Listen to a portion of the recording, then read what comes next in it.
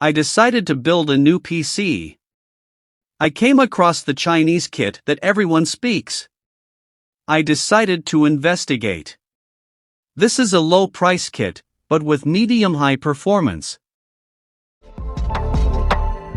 I noticed, however, that the audio of this card is 2.1.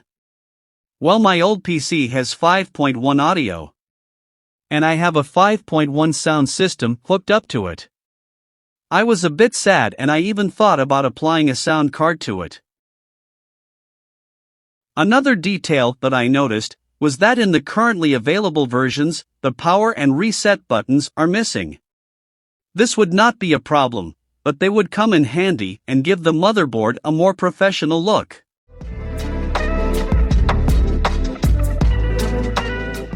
In addition, and although 16 gigabits of RAM is acceptable, I thought later on to buy another 16 to improve performance in video editing. I then discovered another variant of the same motherboard. The MR9S that comes with 32 gigabytes of RAM, the same CPU, the Xeon E5 2666V3. And as we will see, it has other characteristics.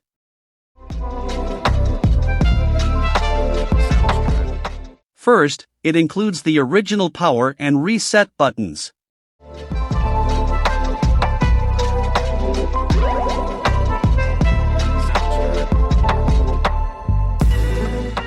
As for the audio, it's 7.1 in this variant, which allows the 5.1 I want.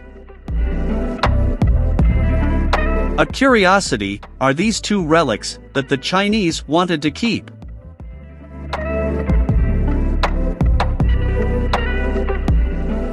These kits bring a monstrous CPU, the E5 2666V3, which has a high performance, and that after the unlocked turbo boost, will debut 3.5 GHz in its 10 cores, being at the level of an i7.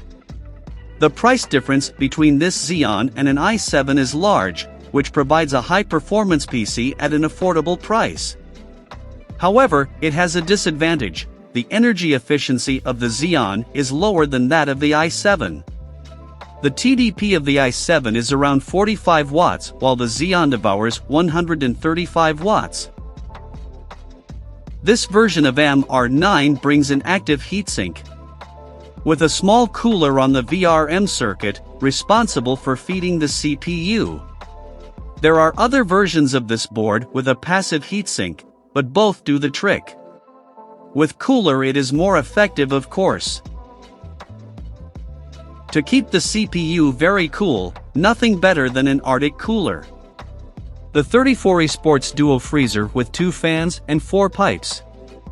One of the fans forces air into the dissipation fins, while the other extracts hot air from these same fins.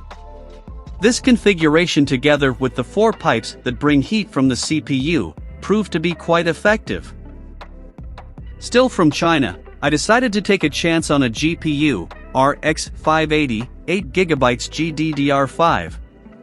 With the end of cryptocurrency mining, these boards were at a very acceptable price. These are reused boards, but with high performance and low cost. I chose the one from Clicera due to the 2 pipes that help with better heat dissipation. For boot disk and software installation, I opted for an SSD. Crucial P2 of a 1TB. NVMe2 PCIe. Faster than SATA 3, but slower than M4 NVMe, which this motherboard does not allow. To power this setup, I chose a power supply from Eurotech, 700 watts, 80 plus bronze. I know it's a bit exaggerated and that a 500-watt power supply would do the trick, but it was on sale and it was cheaper than the 500-watt one. What is important here is the degree of efficiency, greater than 80%. This means that if, for example, the PC consumes 400 watts, the power supply will fetch 500 watts from the grid. The cheapest power supplies range from 50% to 70%. In the most unfavorable case, the source would consume 800 watts for the same PC. So that the PC doesn't feel naked, I decided to dress it with a box, ATX off, One Life. I chose the black, Spartan RGB tempered glass. As the name implies, the side window is made of tempered glass instead of acrylic, a cheaper solution, but it gets rich easily and becomes dull over time. It comes equipped with 3 by 120mm RGB fans mounted on the top and rear panels. In the hot air extraction position, I'm going to apply one of these fans in the opposite position on the front panel to force the entry of fresh air inside the box. All this material has already been ordered, so I patiently await its arrival. I will therefore dedicate the next video to the unboxing of it. Goodbye.